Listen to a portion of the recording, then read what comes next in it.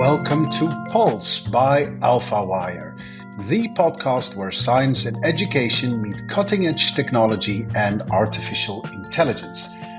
My name is Aldo, and each week I sit down with innovators, thinkers and doers who are working to change our world for the better.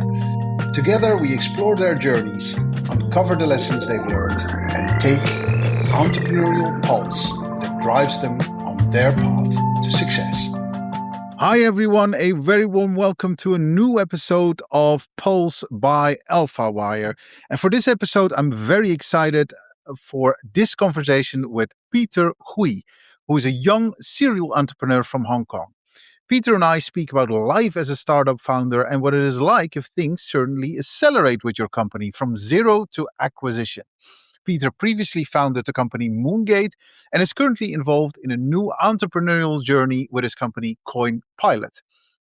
I really like Peter's energy, but also his groundedness, and sincerely hope you will as well. Please enjoy my conversation with Peter Hui. Yes, and we're live with another episode here of Pulse, and this one is going to be about entrepreneurship. And if you are an avid listener, then you know that I've spoken now to investors and people from universities, and now I'm going to talk to an entrepreneur, not only a once upon a time entrepreneur, but a serial entrepreneur. I'm here with Peter Hui. Hi, Peter. How are you? I'm good. Thanks for having me here. You're very welcome, Peter.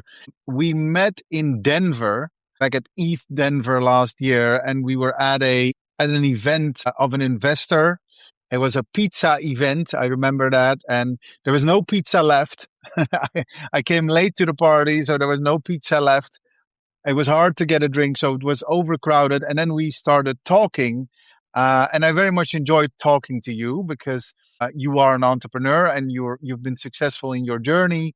And I thought, once I got the opportunity to start this podcast, I thought, I must contact Peter to talk a little bit about his various endeavors. Now, your first company, Moongate, has been recently acquired. And of course, I want to talk about Moongate, but also its acquisition, because I know there are loads of people listening who might also have entrepreneurial plans and they want to know more about exits and how that went. But then also you have an exciting new venture, and we want to hear all about that. So no rest for the wicked, I guess, Peter. You dove right in after the acquisition, doing something new. Before we talk about the both of them, can you please talk me through a little bit about your background? So you have a financial background, is that correct? Yes, I started my career in investment banking. So I did that for around 3 years, mainly doing M&A, IPOs, basically like cross-border deals, mostly based in Hong Kong. And then after that, I actually moved to a venture capital fund to basically started their crypto, practice. They were like a traditional VC, but I think back then it was 2021. And then, obviously it's kind of the last cycle, very hype, and all of the funds are trying to deploy the cryptos. So I also, joined a fund and try to start the crypto arm for them because I did have some crypto experience myself personally already before then. So yeah, that's kind of how I started my career before I started Moongate, my last venture. So yeah, happy to dive further into it as well later on. Nice. And so in your investment time, like I also have a VC background before I became an entrepreneur. I was suffering of something called founder's envy. That I was looking at so many entrepreneurs and I was like, I don't want to look anymore. I want to do it myself. Do you recognize that? Yeah, no, 100%. I think I have that. I think maybe the first month I am in the VC, I'm speaking with so many kind of, talented founders. They are all kind of working on ideas that they like or kind of passionate about. And then I think that really makes me thinking, hey, I also want to do something like that as well. And honestly, I did, because I actually started Moongate a little bit like a side project at the beginning when I was in the VC. So yeah, I definitely kind of feel what you were mentioning about kind of this founder envy feel. And you really got the taste of it because you're now already on your second venture. So you're not stopping anytime soon. Let's first talk about Moongate. So when did you start the journey? When you were still doing it as a Sunday afternoon activity, but which year are we talking about? So I joined the VC, I think, in 2021, end of 2021. I think in early 2022, I already kind of started testing out a few ideas with my co-founder. So honestly, we actually started, I would say that was kind of the beginning time for us to start Moongate. Although, it wasn't really like an NFT ticketing platform back then. We started off as doing basically like an NFT gallery. Because back then, we were flipping a lot of NFTs, and then we felt, we want a place to showcase kind of our NFTs. So we started off as a side project as like an NFT gallery. We built that out. But then we slowly kind of pivoted that to Moongate, I think, in mid 2022. And then I think since then it's been like, 3 years before we got acquired a few months back. So it started as flipping NFTs, but the way I understood it, that it was also kind of like an invitation system for crypto events, right? Talk to me about the journey of Moongate. So where it ended when it got acquired. Sure. So basically we started off as, because we flip a lot of NFTs, we try to see what we can do with NFTs. So we started off as like an NFT gallery, which is just showcasing the NFTs. But then I think it didn't really last long because we felt we want to do something more utility based. So that's why we figured, hey, what we can do with NFTs back then with blockchain NFTs. And we soon figured out that actually ticketing system is, something that fits really well with NFT and blockchain. So we soon kind of, I guess, expand offerings to NFT ticketing platform. So what it means is that, as you mentioned, a lot of the events, they would use our platform to offer tickets and, sell it to different attendees. But then the whole system would be based on blockchain. It's all NFT based. It's on different kind of chain. We support over like 10 kind of blockchains back then. And then I think the key is that even though it is all kind of blockchain based, it's kind of complex within the infrastructure side. But on the user front, it's actually super easy. Basically, they are simply kind of buying the tickets like using Ticketmaster or any other ticketing platform out there. They use an email, they log in, they can pay with credit card, and obviously they can pay with crypto as well. And then they would get the ticket into their email and they show the QR code to go in. But under the hood, we create the wallet for users already. We issue the tickets on blockchain. They can see the NFTs. And obviously they can resell it as well if they want. And I think obviously there are like further things that we can do. Like for instance, I think one of the key benefits of having NFTs on blockchain is you can offer token gated perks to different kind of holders, right? So in this sense, basically for all these kind of ticket holders, now if they hold these NFTs, now some of the event organizers, they would offer them like special assets, like a specific kind of like merchandise. They can even maybe go to other shops to enjoy a discount. So like a lot of different things can be done beyond just the ticketing piece. We've done that for like the first year on this. We basically work with most of the crypto conferences globally. Starting off with a lot of the blockchain regional conference, ETH events, even like biggest one like, Token 2049 or like ETH Denver, where we have met. They are all our partners and clients that use our platform to offer kind of on-chain tickets to attendees. So I think that was like a great journey. And then we also later on the last year, we also expand that to even offer some gamification experience, whereas users can go into the conference, go to different spots, they can collect different NFTs, basically make going to conference even more fun, and they can exchange for merchandise.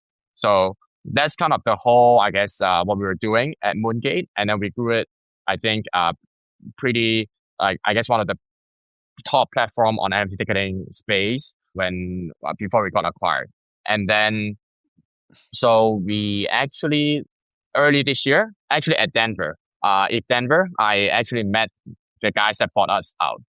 So I actually met them in Denver. Basically started off as kind of like a partnership discussion. So we wanted to discuss some of the partnerships. I'm trying to pitch him on, using us as well and integrate his stuff to my platform and stuff like that.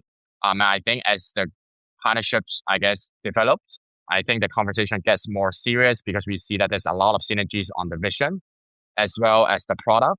I think that, yeah, eventually leads to acquisition at the end. But yeah, happy to dive further into that And on so the what request was as the well. acquisition like? So was it you've exited, so you're no longer operationally involved? So was it like they had a team who can run it, or did they acquire the team?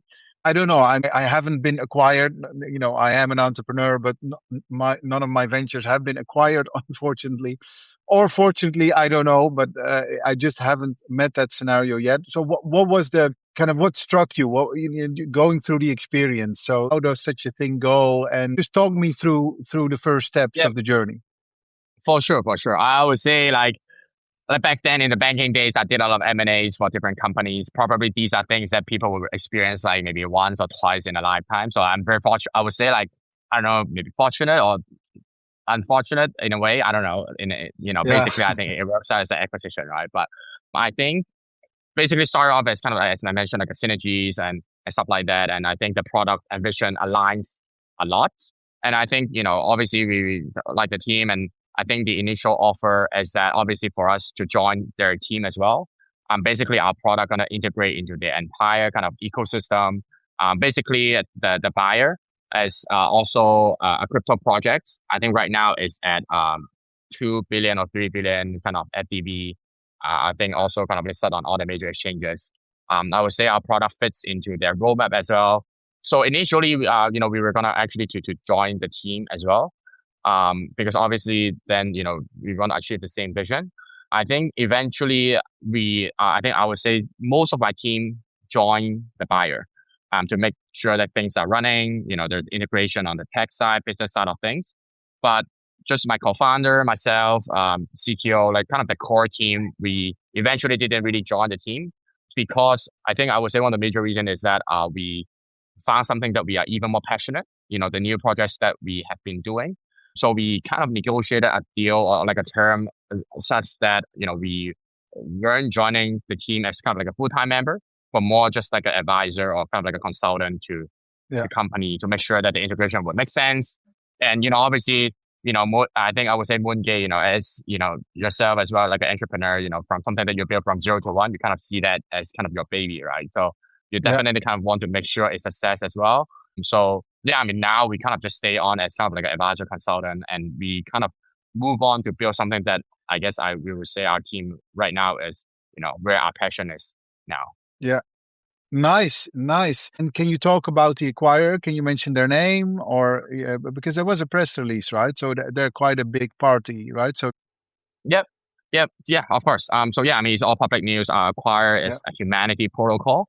So the yeah, ticket is H token. So basically, I would say I can share more around kind of how the synergy would work, right? So basically, you can imagine them as kind of like a world coin, but on the palm version. Basically, instead of scanning your iris, you will scan your palm to make sure or kind of like to verify that you are like a real person. And then you would, I guess, integrate all the on-chain kind of identities as well and on-chain verifications on what you have done and stuff like that, so that you can prove that you're like a human and bring this ID basically like a DID across all the ecosystem. I would yeah, say when we were discussing my project with him, coincidentally, the DID angle is also something that we have written in our white paper and something that we want to do next. And obviously, we start off as kind of like a ticketing platform, and they start off as the whole kind of verification, I guess, system, which is more on I would say like a higher ecosystem, broader ecosystem than us.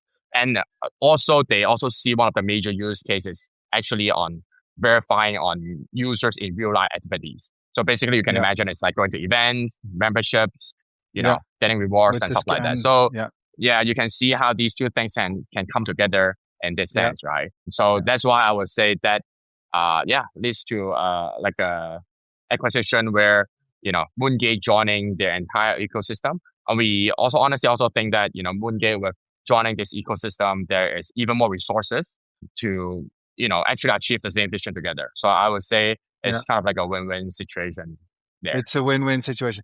Well, good. Well, congrats, and I hope it's also a financially beneficial journey for you, and kind of so that you've had a all-round good experience. And it's true. I don't think it happens a lot. I mean, I've heard of acqui-hiring, whereby the company isn't doing so well, and then the assets are taken over. So that could be one. But really, where it's going from strength to strength, or people like your operations and they want it, and then pay a good amount for it. That's of course the best one for us entrepreneurs. So it sounds like that's what you have achieved. Yeah. Before we talk about Coin Pilot, because that's your new adventure, what for aspiring founders listening, what would you advise them if they kind of they want to do something similar? Like any takeaways or any pointers you would like to convey to them? Yeah, no, absolutely. I would say one of the key things I would say is like just be resilient. If it's for anyone that who might, thinking to do like startups, entrepreneurship or whatnot, I'm sure you feel the same. Yeah, Because I think, at the beginning, I would say I think there are a lot of ups and downs throughout the whole journey, right? And like, at the beginning we were doing the gallery and a big gallery. Honestly, it was kind of going nowhere. So we have to be kind of pivoting, testing out different ideas, and luckily landing on the ticketing platform, and then a lot of competitors back then, but you just had to stay resilient on doing sales and kind of getting customers and refining the product. I would say, yeah, I mean, throughout the whole journey, definitely a lot of ups and downs, but I think just staying resilient on just keep going. I think eventually there also always something interesting happen. Like for instance, yeah, when I go to Denver, I didn't really expect meeting like a potential buyer at all, right? Because if Denver was using us as the ticketing platform, I was just trying to support the event, yeah, somehow met a guy that, have a similar vision and then leads to an acquisition. And I think it also kind of turns out to be a good one because, our investors make money, our team make money. And then, so I would say if there's like only one thing, I would say it's something that I believe in a lot on the entrepreneurship yeah. journey. And you also met me at ETH Denver, and here we are having this interview. Yes, So, talk about exactly. another major advantage, another, golden example of go out and about and get to those conferences. But definitely. Well, congrats to you. Talk to me a little bit about your new adventure, Coin Pilot. What's the idea there? Essentially, Coin Pilot, what we're building right now, is a copy trading platform that allows users to basically copy trade the top traders and the AI traders powered by Hyperliquid. So I guess, what it means is that basically Hyperliquid is one of, I guess, the most up and coming and biggest kind of perp DEX and perpetual DEX, and also, I guess, like a on-chain finance ecosystem that I think is right now is the most, I guess, up and coming ones, and, right now. And I do believe that, in the long run, it is going to be, one of the biggest one in the future. So now we're building on top of this ecosystem, whereas there are a lot of people and traders trading on Hyperliquid. But then there are also at the same time a lot of people trying to look at all these kind of whales, look at all these traders and try to see what they are doing, and also maybe just to follow their trades. So we have built a platform, like a mobile app, super easy to use, to allow users to basically copy trade any top traders on Hyperliquid. And we also kind of filter down to just a couple thousand of wallets so that these traders, the top ones in the space already. And obviously, based on your preference, strategies, you're able to kind of choose the best one there. And also, we recently added some of the AI traders as well. I think there are some people developing some of the trading on-chain traders based on different LLMs. And our platform basically empower all these users to copy and follow these people to trade in real time. So that's kind of the initial current kind of what we have right now. Obviously, we have like a bigger vision and more products that are rolling out. But yeah, that's kind of I guess in short on what we're working on right now. Nice. And where are you in its development? So is the product there, or will it be launched, or how do you anticipate that journey to look like? Yeah. So honestly, the growth is faster than I expected. So our app was live in August. So I think it's Okay. been 3 months right now. Oh wow, So we that's quick. have, Yeah. yeah, so it's been 3 months right now. It's live on iOS store, on Google Play Store. If you search Coin Pilot, you can see the app already. It's live on, basically over 160 countries right now. And then we have already over 150 million US trading volume on the platform. and then Wow. over 10,000 users. I would say the growth is definitely way faster than I expected. Yeah. Especially, I would say the growth grew a lot in October as well. So it's a little bit like a J curve. You know, in August, September, we have like an MVP, try to build up the user base, and then getting more features in. And then in October, certainly things just kind of blew up, and then just go up, skyrocketed, and achieve this traction. And I would say like, I think it's kind of getting better and better right now on the growth. So yeah, it's been live for a few months, and I'm very excited to see how it's going to go later on. Nice. And so, do you see a certain concentration in users? So, just for the listeners, you're currently in Taiwan, but you are from Hong Kong. So, is there also the highest concentration of users, or is it elsewhere in the world? Yeah, so I would say top ones are still kind of ones in the US. And then, so I'm based in Hong Kong. So I would say like Asia users is also coming next. Like for instance, in China, Japan, Korea, India. I would say these are also some of the countries that are following up. But I would say honestly, initially we also got a lot of users from Spain and France. So I think European users is also one of the major pie for us. So I would say right now it's like quite evenly distributed, like 30% from the US, 30% from Europe, and then the rest from kind of Pan Asia. Okay. Yeah. Yeah, so pretty global right And now. and how did you get the word out? Like, is that paid marketing, or is it like just that, or is there an organic effect to kind of what you do to get so many users Yeah, so quickly? Mm, yeah. So honestly, we haven't spent any marketing yet. So okay. it's with all the results right now, it's all organic growth and word of mouth. And it's all basically zero marketing spend and referrals. I would say one of the key things that we spotted is that we have a strong referral system. Basically, for our users that refer new users to coming in, they can also earn a part of the trading fee as well. So, for instance, if I Okay. refer you to join the platform and use the product, and you know, we then whatever you trade, part of your fees, can go to mine. So I honestly refer with commission. So I think initially there's like an initial group of users. They really like our product, and then they would kind of post that organically on their social media like Twitter and stuff Yeah. like that and add on with their referral codes.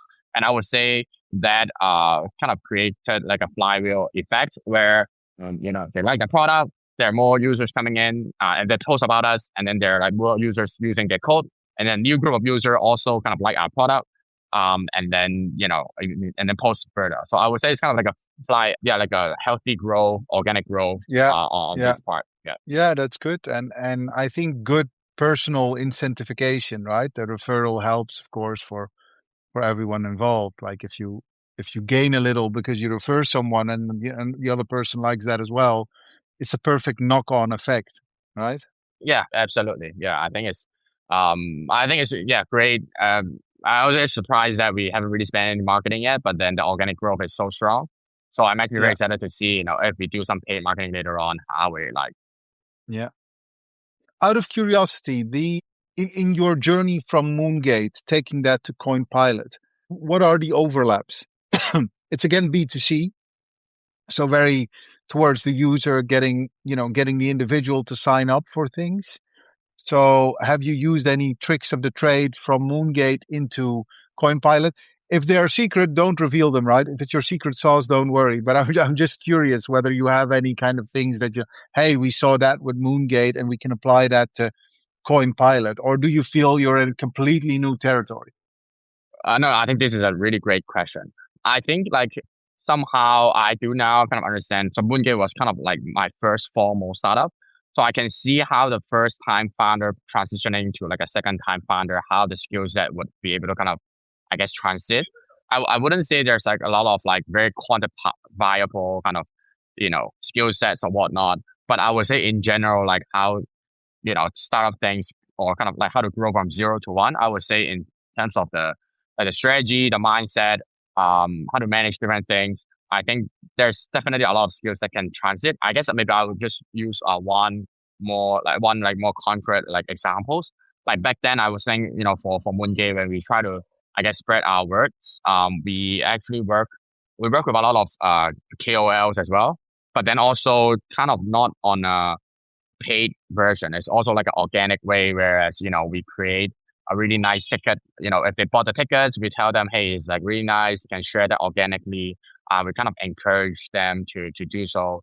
So I would say like something very similar. Like we thought that, hey, this is something that we can do as well. So now what we replicate here is that, hey, when we see some bigger accounts that are shilling, not shilling, but I guess like sharing what we are working on, we will also outreach them as well. Try to maybe land a deal with them, maybe give them like a high referral as well, or at least we would like retweet their stuff, or at least maintain a relationship with them. So these are like, I guess, minor things that can transit. Especially, I think we also have some like growth hacking stuff that we've been doing that I think, that kind of applies across startups. Like for instance, in Moongate, we prepare, because we were like a ticketing event, a ticketing platform. So we prepared like the global crypto conferences on an Excel. And a lot of people would look into it and check, what are the upcoming conferences. And that helped us to grow our brand a lot. Similarly in Coin Pilot. So because we are working on that Hyperliquid ecosystem. So we created kind of like a list on all the existing NFT and also what are their perks on Hyperliquid ecosystem. So with this list, actually this also helped us to grow our brand, across the initial Hyperliquid user base as well as beyond there. So I would say, definitely a lot of things here and there where, somehow you experience that in your first startup, and then you are able to kind of, I guess, internalize and then leverage that again in, the future ventures. Yeah. Nice. And you are, how many founders are you in Coin Pilot? 2 right now. With Moongate, you were more, right? You were how many founders? Same. There are also 2 co-founders. Oh, two. And then Okay, one I thought you were CTO. more. Yeah, yeah, Okay, yeah. okay, okay, Yeah, okay. yeah. So basically the same team. So I would say our team, The same team, yeah. So you know each other yeah, yeah, well. yeah. Yeah. Are you Yes, yes. complementary in skill set? Yeah, pretty much. So I would say my co-founder mostly working on the product and Yeah. fundraising. I'm more on the go-to-market and like, operations. And then, Mm. yeah. And then we also got like, our CTO, which is obviously working on the tech side of things. Okay. Nice. Interesting, fascinating, Peter. And you're also very young still. So undoubtedly you're going to have some more entrepreneurial adventures. So that is amazing. I'm trying to kind of distill overall lessons. You've given already quite a few, but what was for you kind of, if you would talk to yourself back in 2021, right? Before you started on all those things, which advice would you give yourself? So an even younger Peter is listening to the older Peter. And so looking back, what would you advise him? Yeah. So I think back then when I'm trying to see if I should go to do startup full time, I actually struggle a little bit. I think same as my co-founder, we were thinking, because obviously when we were in banking or like finance, it's pretty stable job. Yeah. Like, it take quite a big a leap of faith. I think a lot of my friends as well right now, they always have some like ideas or passion that they want to follow, but then they are always, there's some holdback on, maybe the jobs or whatnot. Yeah. I think one of the key mental exercise that we did, I think it's actually from Jeff Bezos or something. Like, it was something that you would not, regret, when you were like 80 years old, right? I mean, Yeah. that's very cliche, but I would say that's actually very strong and useful mental exercise when basically us evaluating different kind of, I guess, options or very different kind of decisions there. Yeah. So I would say like back then, I think this is also like a mental exercise that we have done to, I guess, make us to take a leap of faith to do startups. And I think also there are definitely a lot of times that we have ideas or I guess we wanted to give up because there are sometimes like a few months that you're kind of very lost. You don't know what you're working on at all. And then, the whole team is trying to rely on you on the direction, but then you are still also figuring out yourself. So I think in general, I think just echo back to my earlier point, I think somehow being resilient and actually able to find a team that can support each other is like really, I guess, important as well. But also I think it's very rare to able to find a team that can also, work together really well. Because I did also have some minor projects before. And then, just finding the team that can work well, complementing with each other. I think if you meet someone, along your life, your journey, that is fit into this persona, definitely, keep the relationships and try to see if we can work something on Keep them. it So that's why going. I think Yeah. I'm really glad. Yeah, I think really glad that, my team worked really well for my last venture. So that's why now we decided, same team, we're going to work together as well. I think, Yeah. because I know too many teams that, they work together and then, there are a lot of different in opinions and they ended up just kind of split ways or whatnot. So yeah, Yeah. I'm really glad that I have a strong team here as well. Nice. I get so much energy listening to you, Peter, because it sounds like so adventurous as well.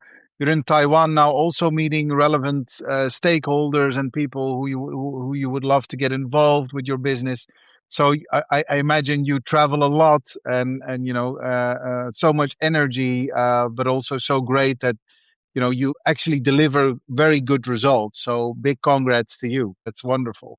For my two very last questions, Peter, I am personally fascinated by mornings. I love morning rituals. And so I ask all my guests, do you have a morning ritual or what does your morning look like? Could you take us into the morning of Peter Hui? Right. I would say for me, I guess one ritual that I might have is actually, so I got a pull-up bar at my home, so I just kind of do like 10 or 20 pull-ups every day in the morning before I go out. I think like in general, I would say like exercise is quite important as well. Like I think at the beginning of my startup journey, I was too stressful, keep working, and I think it does affect a little bit of the mental health, and I do see like in the long run just getting a little bit of exercise into your life or a little bit work-life balance. Sometimes my ideas actually came out when I was, doing exercise or when I was, Yeah, walking around, right? So yeah, yeah, I would say that's something I think I find it quite interesting as well later on, in my yeah, journey. yeah. So pull-ups every morning, that's good. And even if you do a few, that it gets you going, right? Gets the blood Yeah. flowing, the energy going. So Yeah. that's good. Are you a Yeah. morning person or an evening person? Are you better at night Um, or better in the morning? I'm better at the evening. So now, And it's evening. Okay. evening Yeah. time here, Yeah. so, Yeah. Life starts in the evening for you. Yeah. Yeah. I'm an early riser, so I'm not an evening person. I mean, I enjoy evenings, but don't ask me difficult things in the evening. I just can't, you know. But at 6 a.m., you can wake me up, and I'm happy to do whatever. So that's yeah, wow, it's funny that's, how that I works. don't Yeah. think I can do that. Yeah. I don't think I can do Yeah. that. Yeah. Yeah. Funny. Yeah. And then my very last question. And you've given us so many great ideas, loads of advice. So thank you for that. My last question is always about reading. In your journey, has there been any kind of books or platforms or maybe articles that you've read that have inspired you, where you said like, "Wow, that's something I take with me," and that you would care also to share with our listeners? And it could be anything, right? It could also be maybe a video or any piece of content that you would like to share. Yeah, no, absolutely. I think so. For me, I read a lot of like startup books. I almost kind of brainwashed by these all like startup books, like the Lean Startup, Zero to One, these kind of books. And then I would say so. I think at the beginning of my journey, also I read the Hard Things About Hard Things, by Ben Horowitz. I Yeah, think definitely that kind of, I guess, paint out his journey, his entire entrepreneurship journey on how he gets here. And I think one of the biggest lesson that I guess looking back is actually quite inspiring. Is basically there are just like too many difficult decisions that you have to make throughout your I guess entrepreneurship journey. And then some are good ones, some are bad ones, but I think this is just kind of part of your journeys. I think looking back at Moongate's journey, I think there are a lot of like good decisions that we have made, but also a lot of I guess bad decisions that we have made. But I would say like to me, I've learned that like entrepreneurship is like a lifelong journey. It's not like, oh, you've done the company and then you sold it and then, okay, that's it. Then you just kind of chill or whatsoever, right? So that's why I think it kind of brings me to, you know, immediately starting a next venture. As long, I think I'm quite lucky because I'm able to kind of find an idea that I'm really passionate about immediately. yeah, Because I think, sometimes it doesn't really hit you right away, right? So I yeah, would say, there's kind of like a journey in the long run. And I think now also kind of making a lot of difficult decisions. And obviously, I think in the book is also talking about like scaling up and how to kind of manage people when it's like a bigger, organizations. And I do hope that, I guess once, hopefully one day I'll grow to that stage, then I'll probably kind of reread this book again and see if there's any other lesson learned from there. Yeah. Nice. Or maybe one day you'll write your own book about all your entrepreneurial journeys. Okay, yeah, I mean Love to. that's the goal as well. That's the goal as well. That's the goal as well. Enough on your to-do list, I would say, Peter. No, Yeah. absolutely, absolutely. Yeah. Yeah. It's been lovely talking to you. I surely learned a lot, and it sounds like you're thriving and you're doing all the right things, even though it doesn't go perfectly. You know where to look and you know how to keep yourself going. So it's been a great pleasure listening to you. Naturally, I wish you all the very best, and I'm very sure we're going to hear a lot more of you and from you. Thank you so much for your time, Peter. Hui. Thank you so much for having me here.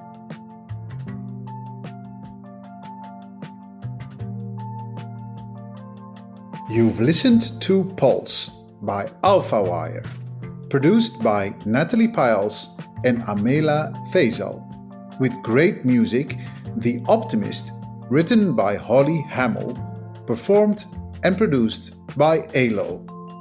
Episodes hosted weekly by me, Aldo the Pup.